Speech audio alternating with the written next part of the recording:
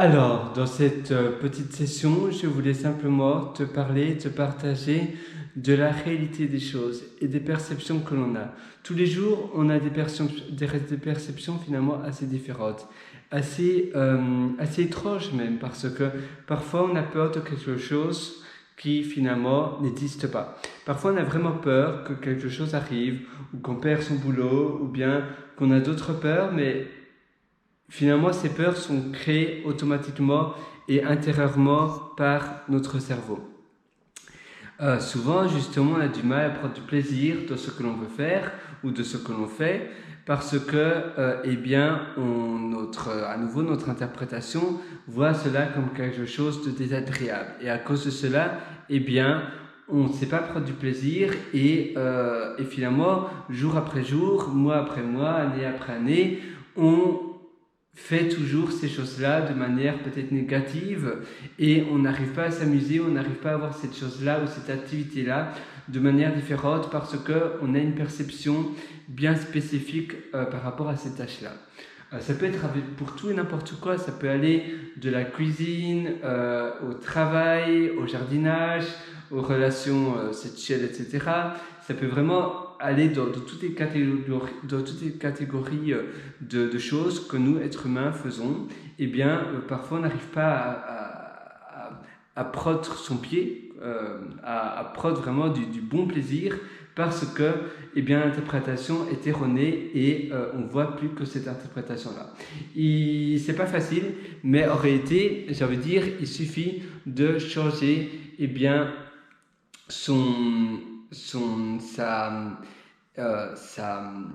comment je pourrais expliquer ça d'un langage assez facile. C'est pas un stimulus, c'est vraiment sa relation avec la chose. Ici, c'est un peu comme si vous entendez un aboiement de chien. L'aboiement de chien vous stresse. Mais pourquoi cet aboiement de chien stresse? Une alarme, c'est pareil. Comment ça se fait qu'une alarme pourrait stresser? Tout simplement parce que, depuis qu'on est petit, on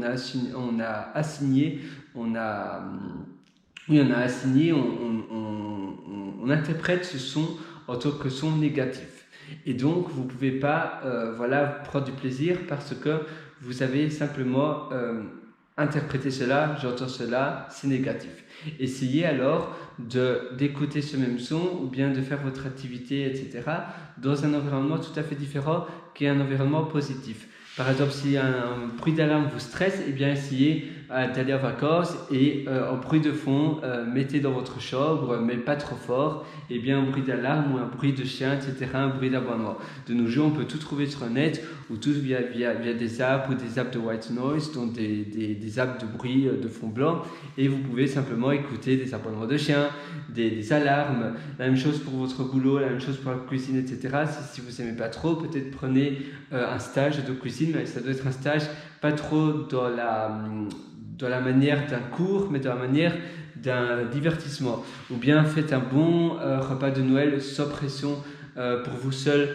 Et peut-être que justement, vous allez avoir un autre rapport avec la cuisine. Si évidemment vous faites un repas pour d'autres personnes, peut-être que là, l'interprétation va être négative parce que vous allez vous mettre de la pression. Mais finalement, essayez de vraiment...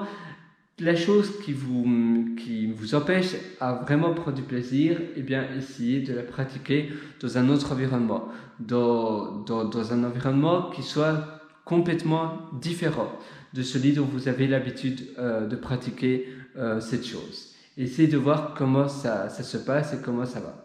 Voilà, je te souhaite vraiment bonne chance.